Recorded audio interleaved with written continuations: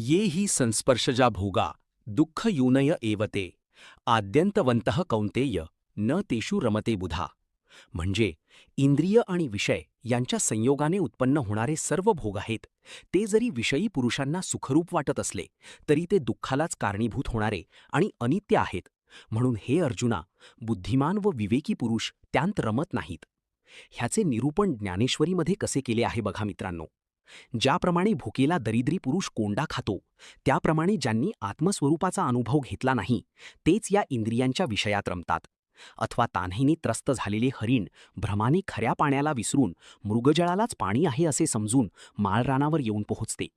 तसे ज्याला आत्मस्वरूपाचा अनुभव नाही, अर्थात ज्याचे ठिकाणी स्वरूपानंदाचा पूर्ण अभाव असतो, त्यालाच हे विषय सुखरूप वाटतात. नाहीतर विजेच्या चमकण्याने जगामध्ये का उजाडत नाही, पण ते जसे क्षणिक असते. हे राहू दे, सर्पाच्या फडीची सावली ही उंदराला कितपत शांत करणारी होईल बरे. अर्जुना, गळाला लावलेल्या आमिषाचा पिंड जेथपर्यंत मासा गिळीत नाही तिथपर्यंत ठीक. त्याप्रमाणे विषयांचा सर्व संग आहे हे तू निस्संश समज. विरक्ताच्या नजरेने पाहिले तर हे विषय अर्जुना पंडुरोगामध्ये आलेल्या लठ्ठपणाप्रमाणे म्हणजे सुझेप्रमाणे घातक आहेत. म्हणून विषयांच्या उपभोगामध्ये जे सुख असते ते प्रारंभापासून शेवटपर्यंत दुःखच असते असे समज. परंतु काय करतील वेडे, विषयांचे सेवन केल्या वाचून त्यांचे चालतच नाही.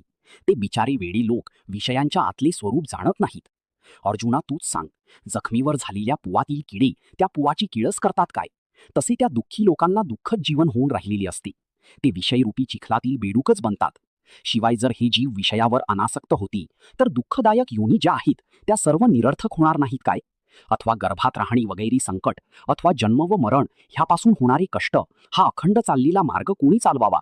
जर विषयासक्त लोक विषय सोडून देतील तर मोठमोठ्या दोषांना म्हणजे पापांना राहावयास जागा कोठे मिळणार?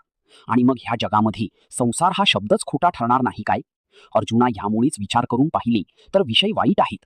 तू विस्मरणाने कदाचित चुकून त्या मार्गाला जाशील तर जाऊ नकोस.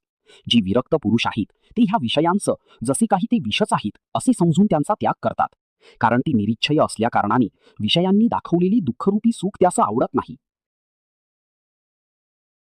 ये हि संस्पर्शजा भोगा दुःख यूनय एवते आद्यंतवंतः कौंतेय न तेषु रमते बुधा.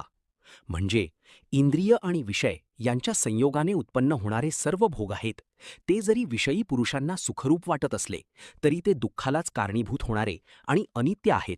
म्हणून हे अर्जुना, बुद्धिमान व विवेकी पुरुष त्यांत रमत नाहीत. ह्याचे निरूपण ज्ञानेश्वरीमध्ये कसे केले आहे बघा.